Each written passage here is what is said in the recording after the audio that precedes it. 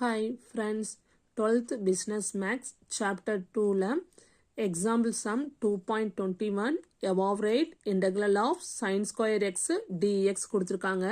நம்மளுக்கு sin xக்கு தான் formula தெரியும், பட் sin square xக்கு தெரியாது. அப்போ நம்ம trigonometry ஃபார்முலா யூஸ் பண்ணி இந்த ஃபார்முலா கொண்டு வர போகிறோம். அப்போ we know that உங்களுக்கு தெரியும் cos 2x அதோட ஃபார்முலா என்னன்னா 1 minus 2 sin square x. அப்போ இங்கே sin square x வருது, இதிலிருந்து நம்ம sin square x find out பண்ண போகிறோம். அப்போ minus 2 sin square x இந்த சைடு வரும்போது என்ன ஆயிரும், ப்ளஸ் ஆயிரும். அதான் 2 sin square x equal to 1. cos 2x அந்த சைடு வரும்போது என்ன ஆயிரும், மைனஸ் ஆயிரும். அதான் minus cos 2x. நம்மளுக்கு sin square x தான் வேணும். அப்போ இந்த 2 இன்டர்ல உள்ளது ப்ராடக்ட்ல உள்ள இந்த சைடு வரும்போது என்ன ஆயிரும், டிவைட்ல வந்துடும். அதான் 1/2 into 1 minus cos 2x. அப்போ sin square xக்கு ஃபைண்ட் அவுட் பண்ணியாச்சு. இப்போ அதுக்கு பதிலாக இதை சப்ஸ்டியூட் பண்ணலாமா?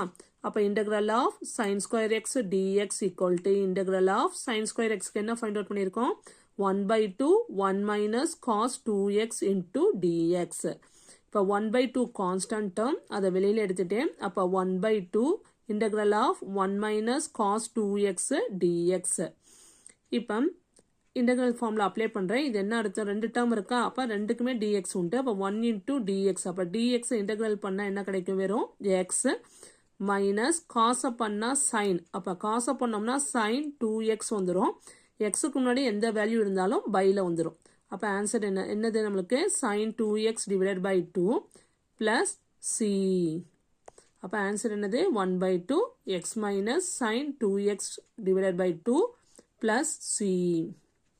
Next example sum 2.22 evaluate integral of cos 2x divided by sin square x cos square x dx அப்படின்னு கொடுத்துருக்காங்க.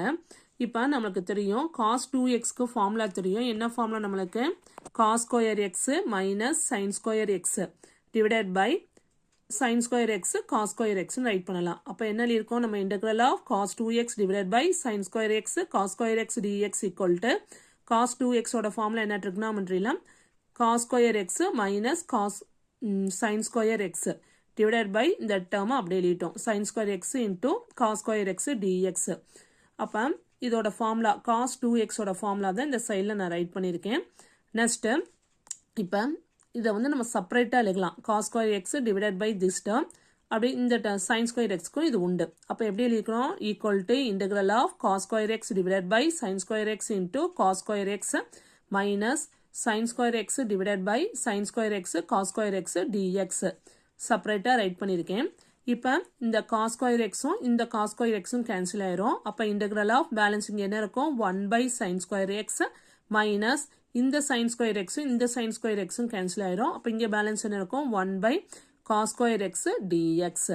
நம்மளுக்கு இதுக்கு ஃபார்முலா தெரியாது, பட் 1/sin square x எதோட ரெசிப்ரோக்கல், கொசிக்கனோடது. அப்போ இது எப்படி எழுதுவோம் நம்ம, அப்போ கொசிக்கன் square X minus 1/cos square x எப்படி எழுதலாம், இதோட ரெசிப்ரோக்கல் சீக்கன் ஸ்கொயர் எக்ஸ் dx.